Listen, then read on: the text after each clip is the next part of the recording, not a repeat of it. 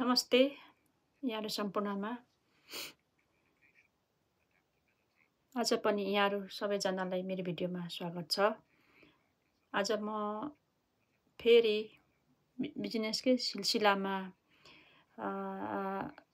Customer care भन्ने topics लिएर म तपाईहरुको सामु आइरहेको छु। केही कमी कमजोरी त्रुटिहरु भएमा क्षमा याचना गर्न चाहन्छु। कस्टमर केयर बिजनेसको एउटा पार्ट हो, कस्टमर केयर पनि हो। यो धेरै इम्पोर्टेन्ट छ, महत्त्वपूर्ण छ। त्यसैले हामीले जहिले पनि कस्टमर राइटको बारेमा हामीले ख्याल गर्नुपर्ने हुन्छ। Customer is always right. चाहे जे होस्, उहाँहरूले कुनै फिडब्याक लिएर आउनुहुन्छ, कम्प्लेन लिएर आउनुहुन्छ भने हामीले स्वीकार्नुपर्छ र तिनीहरूलाई कसरी ट्याकल गर्न सकिन्छ, के गर्दाखेरि उहाँहरूलाई खुसी मिल्छ, बुझाउन सकिन्छ। सकेसम्म हामीले क्यासब्याक दिएर, रिफन्ड दिएर अथवा एक्सचेन्ज उहाँहरूको सामान सेटिस्फ्याक्टोरी लागेन भने हामी जस एभाइलेबल छ भने एक्सचेन्ज गरिदिनु पर्ने हुन्छ। कस्टमरले हामीले सबैलाई इक्वल ट्रिट गर्नु पर्दछ। कसैले अब उहाँहरूले केही कुनै सामान अर्डर गर्नुहुन्छ भने हामीले सकेसम्म प्रोभाइड गरिदिने प्रयास गर्नुपर्छ। अब कुनै सामान उहाँहरूले खोज्नुहुन्छ, त्यो सामान हामीले छैन भन्नुभन्दा बरु नेक्स्ट टाइम अर्डर गरिदिन्छु भन्ने किसिमको अलिकति पोजिटिभ फिडब्याकहरू हामीले उहाँहरूलाई दिनुपर्छ। र आफ्नो प्रोडक्टहरू पनि हामीले अप टु डेट राख्ने, गुड क्वालिटी, फर्स्ट क्लासको क्वालिटी सर्भ गर्ने प्रयास गर्नुपर्दछ।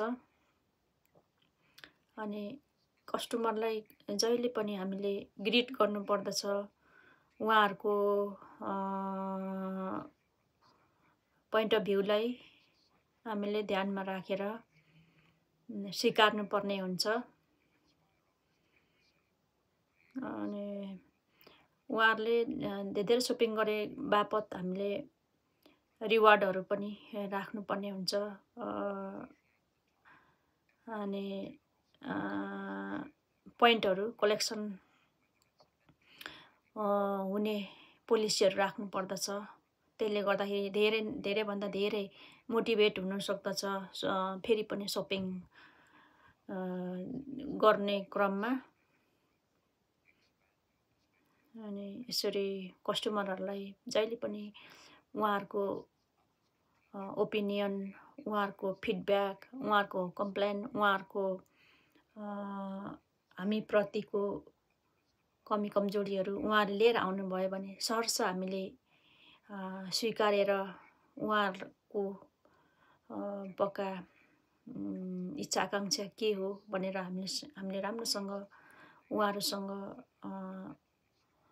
बुझाउने प्रयास गर्नुपर्दछ। उहाँहरूसँग आर्गुमेन्ट गर्नु हुँदैन, उहाँहरूलाई विनर बनाउनुपर्छ जहिले पनि। कस्टमर इज अलवेज राइट भन्ने किसिमको हामीले अप्लाई गर्नुपर्छ। हामीले उहाँहरूलाई क्यू सिस्टममा राखेर ट्रिट गर्नुपर्ने हुन्छ। अनि अर्को कुरा,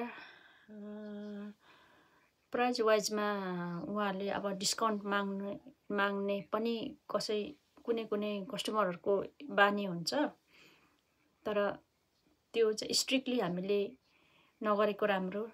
फिक्स प्राइज र रिजनेबल प्राइज राखेर फिक्स प्राइज सबैजनालाई एउटै प्राइज गर्यो भने एकदम बेस्ट हुन्छ। यसरी कस्टमरलाई एकदम भगवान जतिकै ट्रिट गर्नुपर्ने हुन्छ राम्रो किसिमले। उहाँहरूलाई हामीले राम्रो ट्रिट गऱ्यौँ भने हाम्रो रेपुटेसन राम्रो हुन्छ र उहाँहरू कतै जानुहुन्न, हामी कहाँ फेरि पनि फर्केर आउनुहुन्छ र हाम्रो गुडविल पनि एकदम राम्रो हुँदै जान्छ। हामीले राम्रो व्यवहार, राम्रो ट्रिट कस्टमरलाई गर्नुपर्छ जहिले पनि। उहाँहरूसँग कुनै किसिमको डिस्कस आर्गुमेन्टहरू ब्रेक गर्नु हुँदैन। कहिलेकाहीँ अब होला धेरथोर नाफाघाटा, तर पनि हामीले सहेर रेपुटेसन राम्रो राख्नुपर्ने हुन्छ। यसरी हजुरहरूले पनि कुनै बिजनेस व्यवसाय केही गर्न विचार गर्नुभएको छ भने यो कुराहरूलाई जहिले पनि ख्याल गरेर अगाडि बढ्नुभयो भने अवश्य पनि तपाईहरूले पनि गुडविल एकदम राम्रो बनाउन सक्नुहुन्छ। गुडविल राम्रो बनायो भने रेगुलर एकदम अर्ग्यानिक कस्टमरहरू रेगुलर आउने जाने क्रम हुने गर्छ, जसले गर्दाखेरि हाम्रो रेभेन्यू जहिले पनि किपिटअप हुन्छ। रेभेन्यू मेन्टेन गर्नलाई धेरै सहायता पुग्छ, जसले गर्दा सोप बिजनेस रन गर्नुलाई म्यानेजमेन्ट रन गर्नु धेरै सहज हुने गर्छ। त्यसैले हामीले जहिले पनि कस्टमर केयरलाई धेरै ध्यानमा राखेर हामीले सफिसियन्ट स्टाफ, राम्रो म्यानेजमेन्ट गरेर रन गर्नुपर्छ भन्ने आजको मेरो यो महत्त्वपूर्ण शीर्षकलाई यहीँ